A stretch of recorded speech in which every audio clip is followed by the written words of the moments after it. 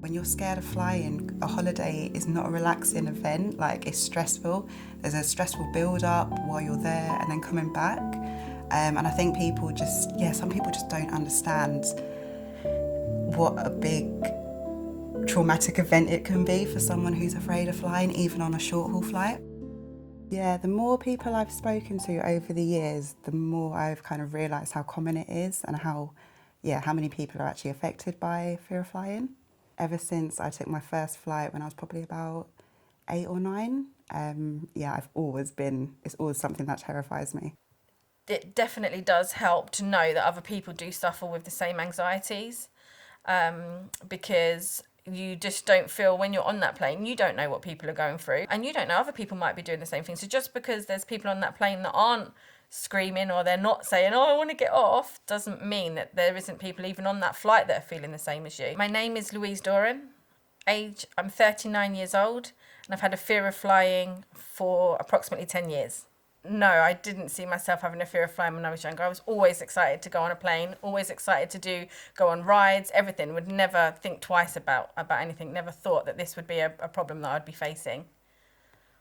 My fear of flying developed later on in life. We were on our flight back from Florida, and it was during hurricane season. The plane was quite empty, so we had like a whole back row to ourselves.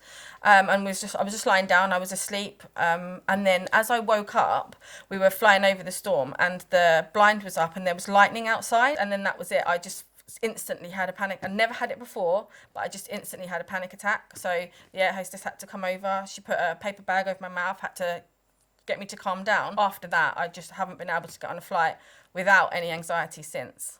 You're just herded into this tube, and you think, I'm going to be here for the next 8 hours, and it's just so daunting. I remember watching films like with plane crashes like when I was younger, and maybe that had a part to do with it. I think I'm going to die, so I actually do I make sure the flat's all clean, if safe, but I weren't coming back, everything would be tidy, which I know sounds really extreme, but I kind of prepare for a trip I'm not going to come back again. This is going to sound a little bit strange.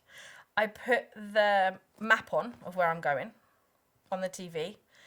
So, you get the little map on the plane that you can follow, and because it tells you the altitude.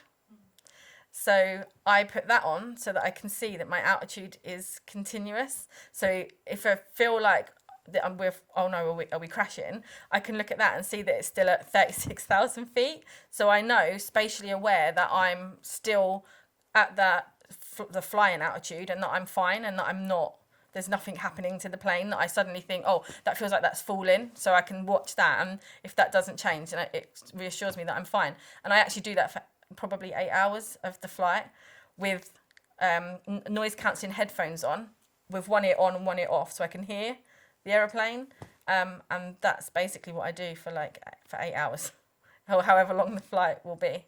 Before I book a holiday, I have this amazing feeling of excitement of I'm going to go on holiday.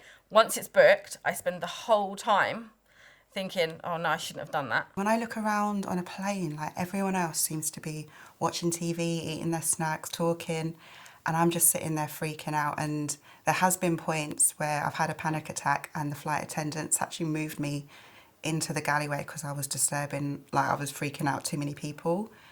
And at that point, I just, already on top of feeling anxious and nervous, I'm now feel so bad and guilty that I've disrupted everyone else's flight. I don't like being in confined spaces, so I don't like being strapped down. I don't like that feeling. I definitely feel like other people do judge if you have anxiety on an aeroplane.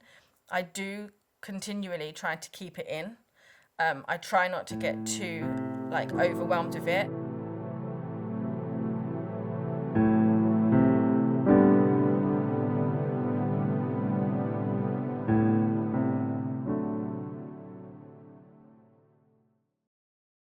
I think I was about 30, 35 when I finally realised that I was over the fear. And my father used to work for the airline, and we used to travel quite extensively, maybe 7 or 8 hour average flight times. But one year my dad said we're going to Australia, New Zealand, and I knew that was hours and hours on a plane. I just wanted to die. I just wanted, the next stop we got off at Bombay, we were refueling, and I said to my mum, just leave me here. One of the things that really used to make me anxious was what people were thinking of me when I was in that stage of fright and phobia. It was, what are other people thinking of me? Are they thinking silly girl? And yeah, it was really the impression that I was giving to other people. So I would never thought I would see the day where I was serving customers on a flight from, so how far I've come from the little girl that used to be so airsick and so nervous. And now loving flying, take my nieces on holiday with me. Nephews not yet, but certainly my nieces, we've had some fantastic holidays. Travel is it's a great privilege. Yeah. I think what really turned it for me was meeting my husband, who used to travel in first class because of his job. And then sitting in first class and being sick wasn't what I wanted to do. So it was almost like trying to suppress those feelings and that phobia. And yeah, I came out the other end after many, many years of fighting it. Economy, you've got your small seats, and you can be cramped in. And I think that used to be a lot of the anxiety, just that feeling of claustrophobia. First class cabin, a lot bigger, a lot more spacious, and not as many seats. You're not crammed in. So I think that made a big difference. I thought, I can't sit in first class. I cannot be there holding a sick bag. There's only 12, 14 seats. What's everybody going to think? And I remember being given the first class wash bag, and it was nice, airy cabin, a lovely, big, comfy seat. And I remember getting off that flight, and I gave myself I looked in the mirror in the bathroom. We got to the hotel, and I thought, good for you. You've had your first flight without being sick. And where's that anxiety all gone? That was a turning point, and I remember it to this day. So on my flight to America, I was so nervous because I was flying on my own. I've hated flying and certainly never travelled on my own. And I got to the airport, and I remember I got through the gate and I was looking for security because I wanted to get out and I couldn't figure out how to get out. And I remember I called my friend and was like, I can't do this, I can't get on the plane. And I was so close to just running out the airport. But I did it. And I spoke to the cabin crew when I got on board, and they looked after me. And once I landed, I was so proud of myself that I just flown all that way.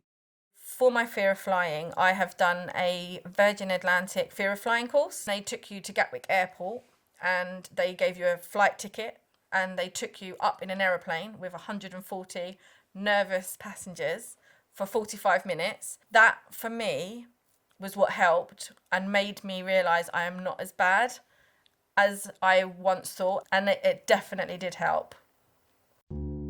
If I had to explain to myself many years ago, or to someone now that has the same feelings, is don't give in to them. You can fight it.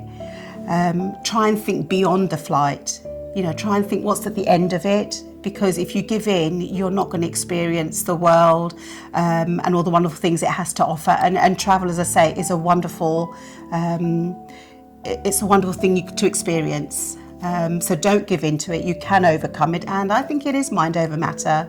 But you have to think positive, and you have to think beyond that flight, what is waiting for at the end of it, which is hopefully a lovely, lovely holiday and memories.